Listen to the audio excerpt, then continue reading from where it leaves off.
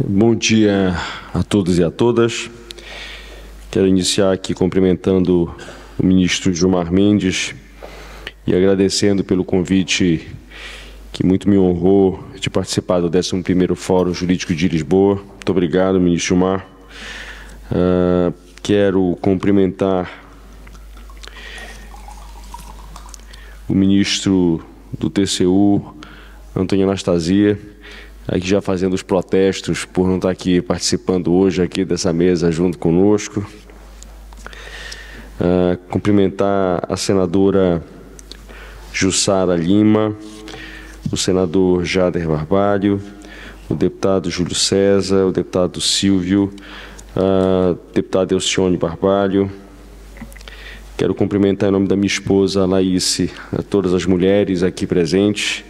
E diante de um tema tão importante, doutora Gabriela, que a parabenizo, quero cumprimentar a todas aqui que fazem parte do nosso fórum, ao conselheiro Fernando Ribeiro, quero cumprimentar ao doutor Rafael Carvalho, que é o coordenador da pós-graduação do Instituto Brasileiro de Ensino. Obrigado, doutor Rafael. Aos nossos secretários de Saneamento Ambiental, Leonardo Pisciani, e ao secretário de Desenvolvimento das Cidades, o Tomé, Carlos Tomé, e quero cumprimentar todos os que nos assistem online. O tema da responsabilidade socioambiental diante da construção das cidades brasileiras é um tema fundamental. Inicio dizendo dos desafios que nós temos para poder, dentro das nossas cidades, doutor Rafael, cumprir com o que diz todas as ODS feitas pela organização, pela ONU, é um desafio muito importante.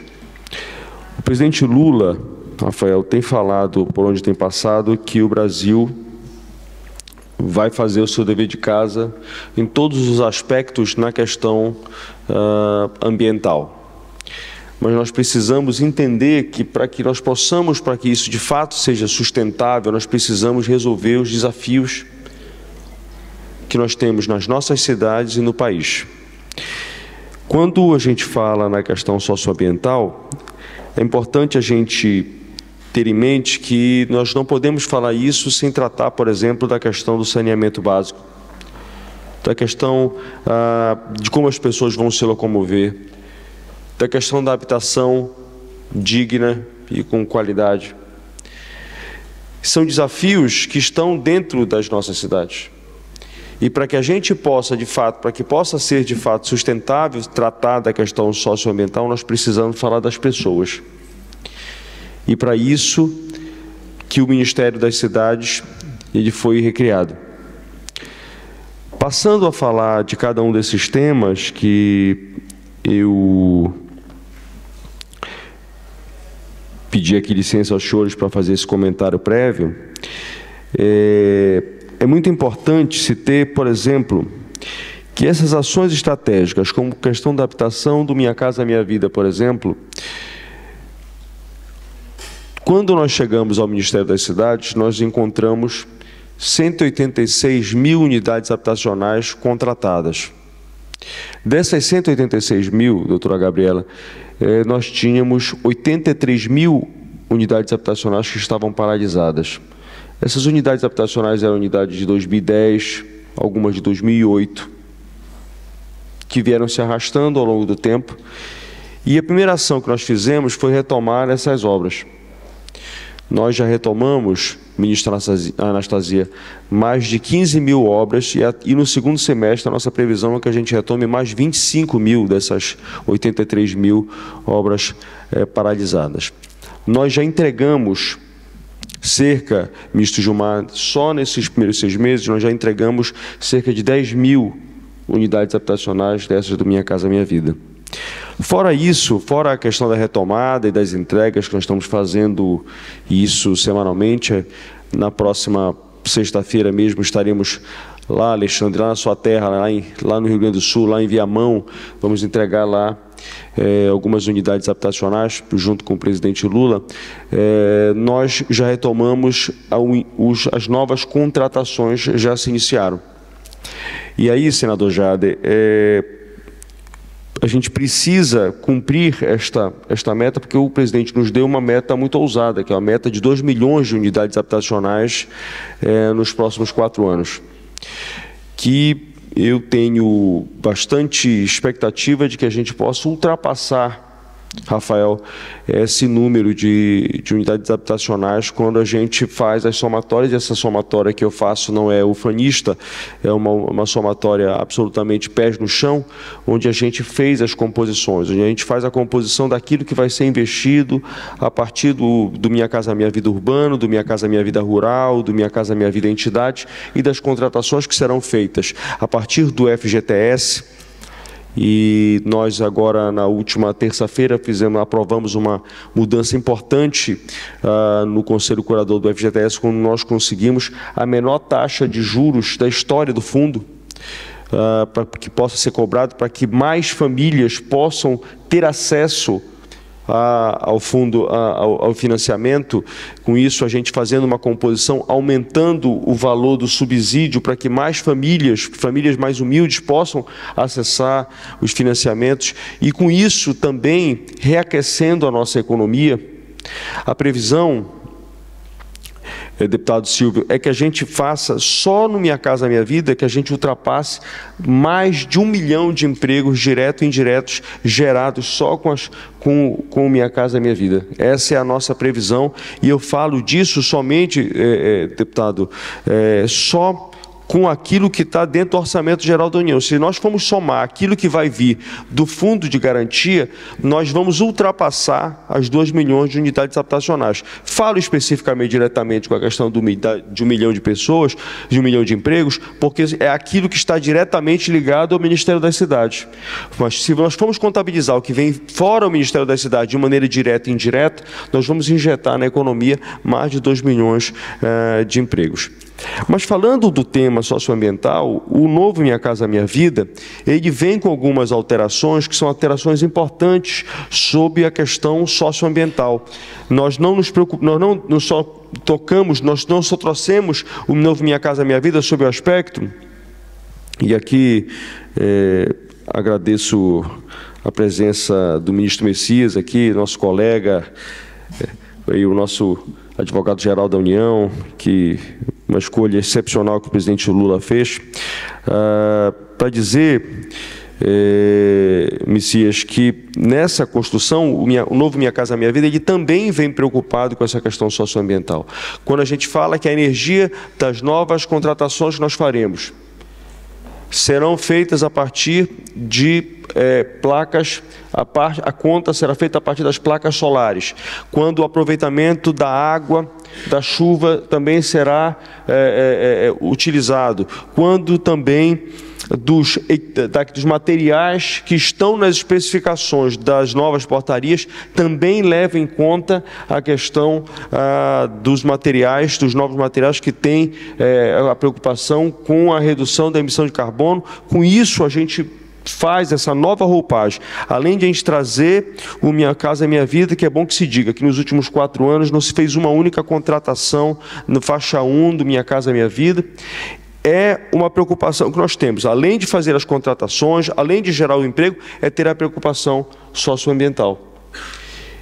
E aí já passo e já encadeio com uma outra preocupação importante, que é um grande emissor de poluentes, que é o nosso transporte público, que nós estamos nesse momento em discussão com o BNDES para que nós possamos fazer a atualização da frota nos municípios do Brasil. Tratando de 3 opções. Uma, nós tratando da questão dos carros elétricos, dos carros a hidrogênio e também dos carros com Euro 6. Porque a redução de emissão de carbono só com a substituição do Euro 6 é de mais de 20 vezes. Um carro normal ele emite mais de 20 vezes do que um carro, por exemplo, se nós fizermos só atualização, continuando trabalhando com veículos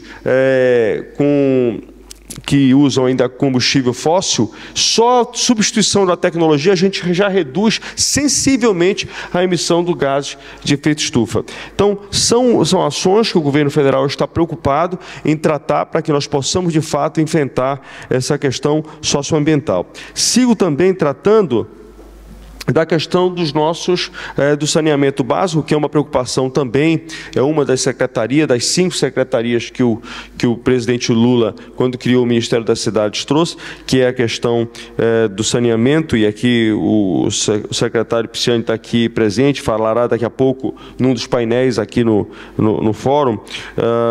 Nós vamos falar da questão, por exemplo, além de que saneamento, e todos sabem, saneamento é saúde, e aí já está dito e repetido várias e várias vezes, que cada real investido em saneamento são 4 reais que são economizados na questão da saúde. Daí a importância de nós termos o saneamento básico como